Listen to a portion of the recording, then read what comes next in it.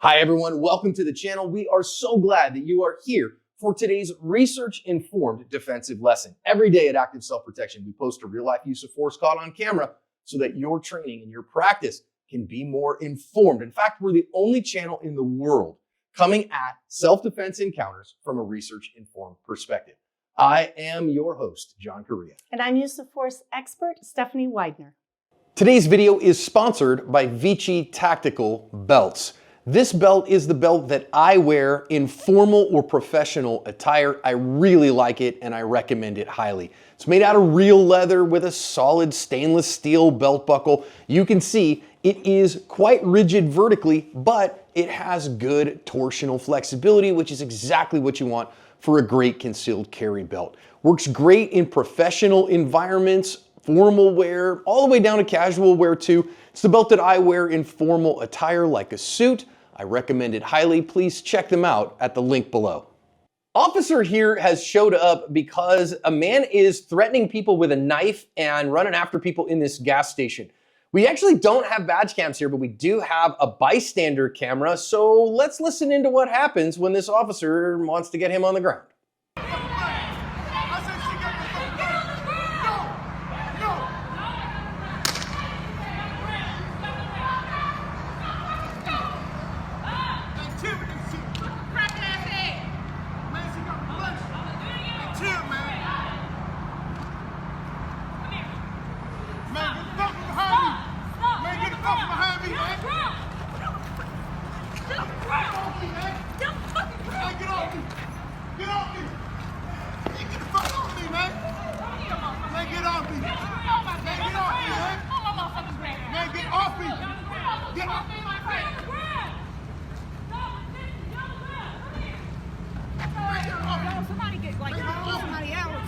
She called for backup. Did she? He has a knife. He tried to stab the clerk just now. Like I saw it all.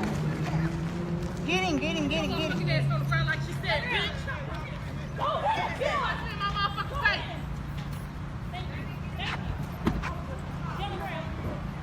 Okay, I got no motherfucking boots. Fuck his ass up. You can read the news story that I have linked in the description. Our felon now is facing a plethora of charges.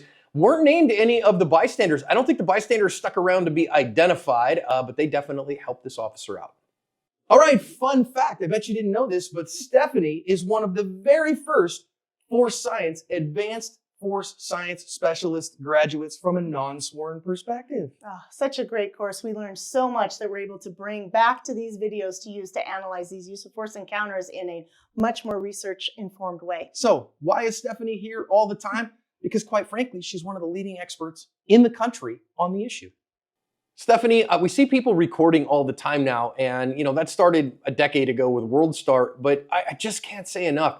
I think it's a bad idea to stand around and film these kinds of incidents because this could have erupted into gunfire at any moment. And you're hearing this from people that make money from people filming these types of incidences. But it's really so much smarter for you to flee. You never know when something like this is going to erupt into gunfire. You never know what is going to happen, and it's a really dangerous place to be. So rather than stick around to watch or to gawk or to film, much better and safer to get out of the danger zone. And in particular, if you have dependent people with you, like children or something like that. Now, I will say the call came in that this guy was threatening people with a knife, but by the time that we actually get the video here, I don't see a knife in the guy's hands. And so I really commend this officer for not falling victim to dispatch priming and not ending up shooting this guy, because I certainly see how that could have happened in these cases.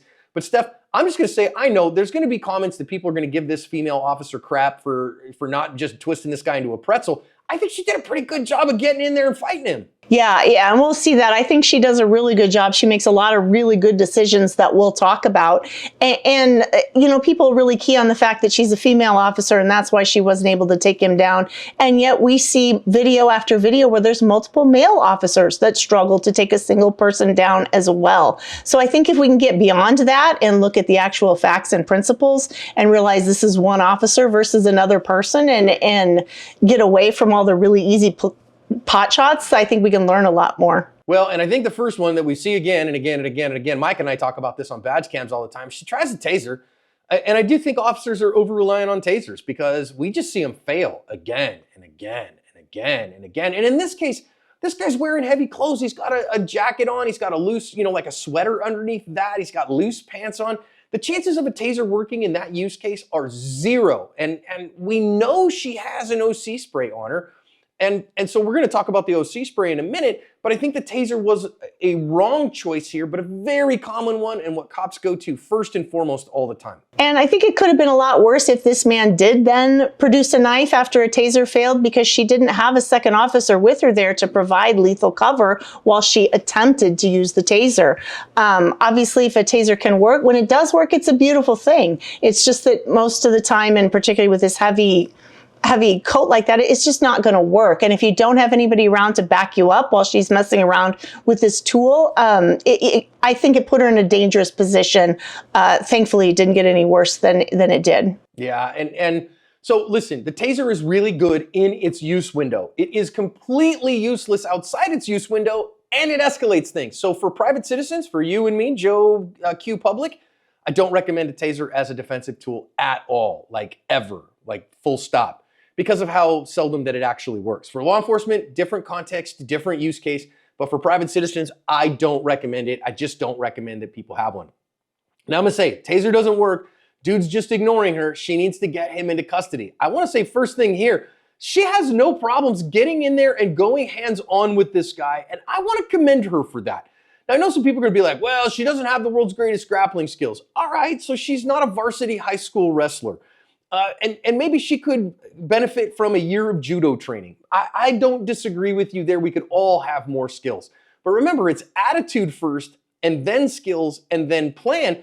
And I just admire the fact that she's like, friend, you are getting into custody, and that attitude really carried the day here, Steph. It really did. And we see that over and over again, that attitude tends to win the day, even in face of poor choices or poor tactics. And yeah, I just admire that she jumps right in here. I mean, I think we see an awful lot of the time people pulling firearms when they really shouldn't, because the situation hasn't escalated to a point where that's appropriate, but they don't have these physical skills. So they're not willing to get in these fights. So they really only have the one tool, and they'll pull a firearm. And this woman doesn't do that. She jumps right in and does her job, which is to try to take this man into custody. So yeah, I definitely admire that. What a great point. Let's just camp on that a second, that so many officers would have drawn a firearm here, and she instead gets in there with empty-handed skills and tries to do a little Terry Tate office linebacker. She tries a double leg takedown here. This looks like she's shooting for a double for me. She just shoots it from too far outside. And yeah, a year of wrestling would have helped here. Some judo skills, some jiu-jitsu time would help. So do I think officers should do that? I really do. And so he stuffed that shot. I mean, hey man, at the highest level, some of the best wrestlers on earth get stuffed by other high-level folks. Maybe our perp had some time of high school wrestling as well. Not everything's gonna work. And so I just wanna admire once again that rather than, oh, okay, the taser didn't work, so I'm gonna escalate to a gun, she realized this is an ordinary threat right now. She kind of jerseyed him there and took his big jacket off too. And now she's getting in there with her hands. And an ordinary threat requires ordinary force. Great job. And she doesn't have anyone else with her, anyone to rely on, so she's just got to get in and do it. And that's exactly what we see her do. I love that idea. Now, of course, I wish she had backup, right? So wait a minute, I got a big dude. I need another unit on scene here pretty quick. Another reason I don't love, that which we're going to see, through this stuff is you're filming instead of helping. Either get out of the danger zone or get in here to help. We're going to talk about that in just a minute. Now, he does stuff the takedown. All right, fine. And now she's looking for, what else am I going to do? Gets up off of her butt there, they kind of threw her down.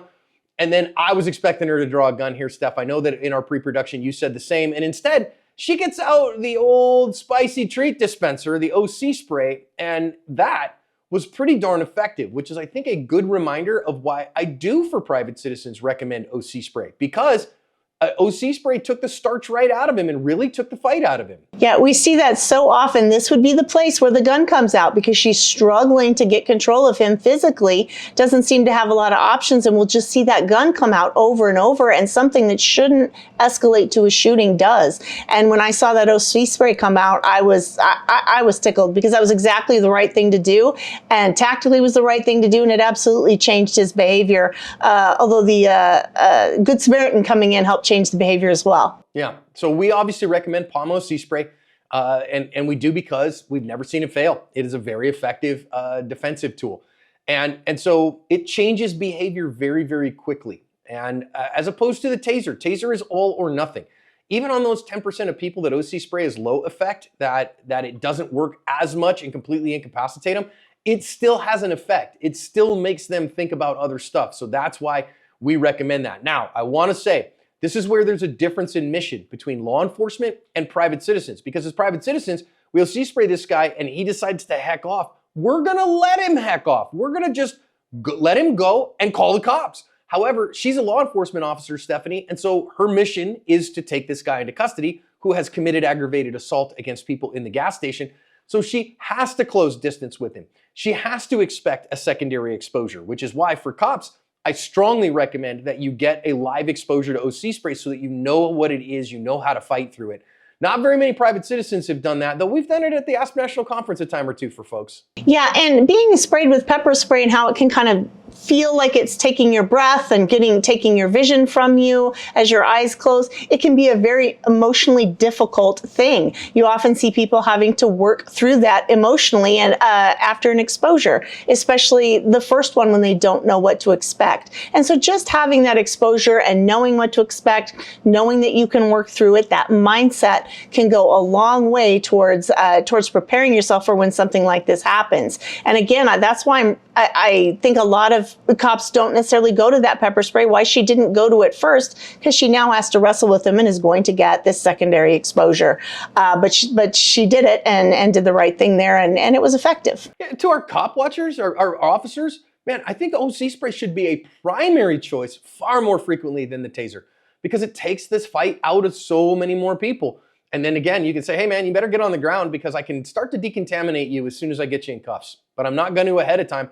And you don't necessarily have to go hands-on hard with him. Now, I do love that the bystander finally comes in here and goes Terry Tate office linebacker on that guy, dated pop culture reference, and gets him down on the ground. The only thing that I would say is I want to make sure that we caution people, Steph, that before they step into officer-involved incidents, that you want to ask the officer if they need help, because that identifies you as somebody who wants to help them. Because the last thing on earth we want is for her to think that you are trying to attack her as well, because that can escalate her perceived threat and bring a gun out and really make a problem here. So identify yourself before you decide to go and step in and help. And thinking about it from her perspective, as she's trying to take this person into custody, she can either see or feel in her periphery people moving about her in this circle. And we see this in a lot of encounters where people are watching, so not just this one. And at the very least, that is going to be taking some of her mental resources, emotional resources, as she's trying to figure out what you're doing. So if you can get to a place where you can just communicate that quickly, stay somewhere where she can see you, because it's not unusual for people that aren't happy about what the cops are doing to be around as well. So just stating your intentions, like you say, and then getting involved. I absolutely admire that they got involved here.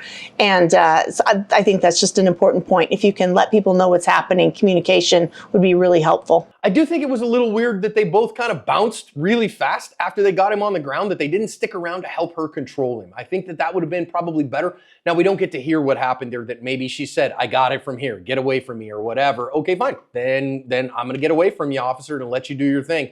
But maybe stick around to help just in case. I think that she really smothered this guy afterwards and kept him under control until the rest of the guys got there. They did get him arrested, and he is, again, facing a plethora of charges. So I want to say to this female officer, good job. I think she did a pretty darn good job. I think the OC spray is a better choice than the taser, though, to cover your asp.